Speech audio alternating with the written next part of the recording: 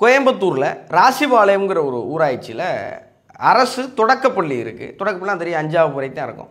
அங்கே சுதந்திர தினத்துக்காக ஒரு பேச்சு போட்டி நடத்தியிருக்கிறாங்க. ஒரு 5ஆம் கிளாஸ் பொண்ணு அதில் சேர்றாங்க. சேர்ந்தால் பேச்சு போட்டியில் எத்தனை பேர்னா அந்த பொண்ணு ஒரு பொண்ணு மட்டும்தான் கலந்துருக்குறாங்க. அவங்க பேசியிருக்கிறாங்க. அப்போ பரிசு அறிவிச்சிருக்கிறாங்க. எத்தனாவது பரிசு? 2வது பரிசு.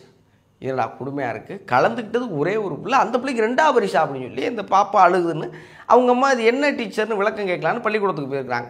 அப்போ அந்த பள்ளிக்கூடத்துடைய தலைமை ஆசிரியராக இருக்கிற நிர்மலா ஆரோக்கியமேரிங்கிற அம்மா அந்த குழந்தையுடைய அம்மா கிட்ட சொன்ன பதில், நீலாம் ஒரு ஆள்னு நீ கேள்வி கேட்க வர்ற அப்படின்னு அவங்க சமூகத்தை குறிப்பிட்டு திட்டியிருக்கிறாங்க.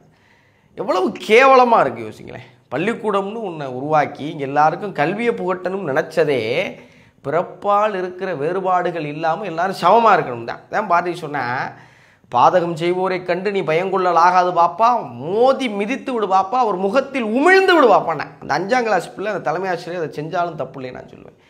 ஒரு அடிப்படை அறிவு சமூக நீதி இல்லாமல் ஒரு தலைமை ஆசிரியர் ஒரு அம்மா எப்படி இருக்க முடியும்? தயவு செஞ்சு தமிழக அரசு அந்த அம்மா பணியிலேருந்து நீக்கணும். பிறப்பால் எல்லாரும் சமம் தான், எல்லாரும் சமம். எவன் அதில் உயர்ந்தவன் தெரியுமா? நீதி, உயர்ந்த மதி, கல்வி, அன்பு நிறைய ஒரேவர் தான் மேலோர். இந்த அறிவற்றவர்களாம் மேலோர் நினைக்காதீங்க. தயவு செஞ்சு இது போன்ற ஆசிரியராக இருக்கிறவங்க, ஆசிரியராகவே தகுதி இல்லாதவங்க, நிறைய நல்ல ஆசிரியருடைய பேரை கெடுக்காதீங்கன்னு உங்களை கெஞ்சி கேட்டுக்கிறேன்.